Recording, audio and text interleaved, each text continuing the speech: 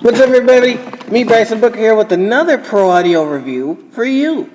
And this is another company that I don't hear too much about anymore. There were a lot of companies in the 90s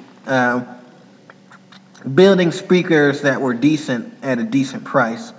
Companies like Sonic, Tosh, Crate, Pro Audio, and Audio Centron were basically the companies that get some recognition, but you don't hear too much about their products, or you can't find any of their products around on review sites and things like that.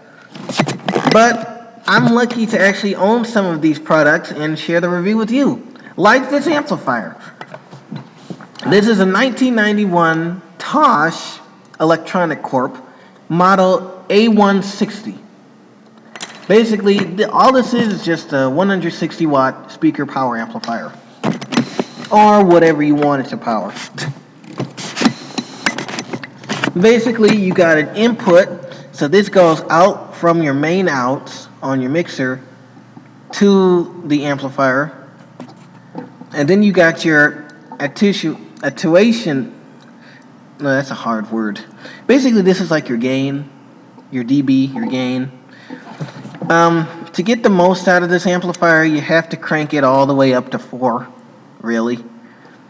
But for small rooms or small gigs, you probably only need it at around 18 or in the middle, right at 12 o'clock.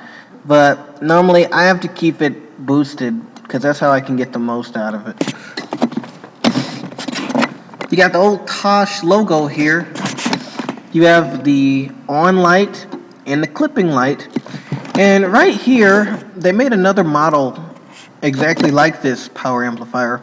And I believe the other model had 2 channels. So this would be channel 1, and then this blank spot would be channel 2. Or there was an EQ knob right here. But obviously this is just a simple 160 model, so that's not included.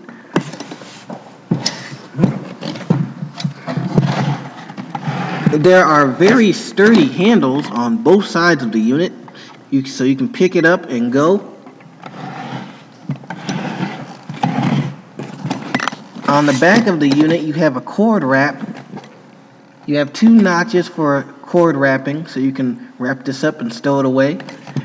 You have the air vents. This doesn't really get that hot, but if you're pushing it, it gets a little warm. You got 2 1/4-inch speaker jacks. Obviously, this is from the early 90s, so a lot of stuff is still 1/4-inch. I do prefer the Nutric speaker connections, but, you know, this was simple. This is a simple amp. You can still use it today for different things, small events. So that's why you basically got 1/4-inch connections. This is a fuse replacement, I think. Here's a power cord and the on switch. And the serial number, I'll read the serial number for you. This was made in the USA. The serial is SN021682.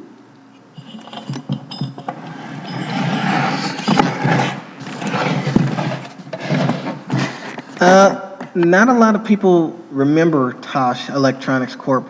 And their products like these are really hard to find, really. You can see maybe 2 or 3 eBay results when you type Tosh Electronics Corp in. They're hard products to find, but they were basically another bargain brand. Like the companies I mentioned earlier. They made mixers, speakers, amplifiers, monitors, anything you could think of at a budget, they made it. And they sold it. Some of their last products from 91 to 95 obviously came out in the 90s. Positives about this unit. It's sturdy. This is sturdy. I think it's elephant skin that's on it. It's really sturdy. You can set something on top of it. So maybe if you had an equalizer or some effects processors, you can set it right up here. The downside is it's pretty bulky, pretty big for an amplifier. So don't think about putting this on a rack because it won't fit. and there's no rack holes.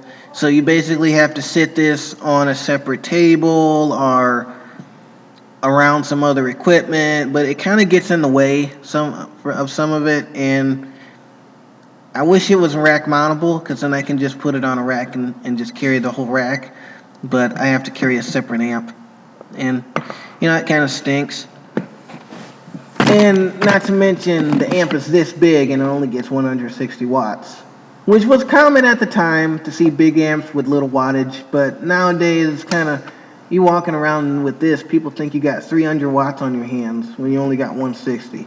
And that kind of sucks. But the good uses for this amplifier is you can power monitors from it. I think that was the original intention for this amp. Monitors, maybe.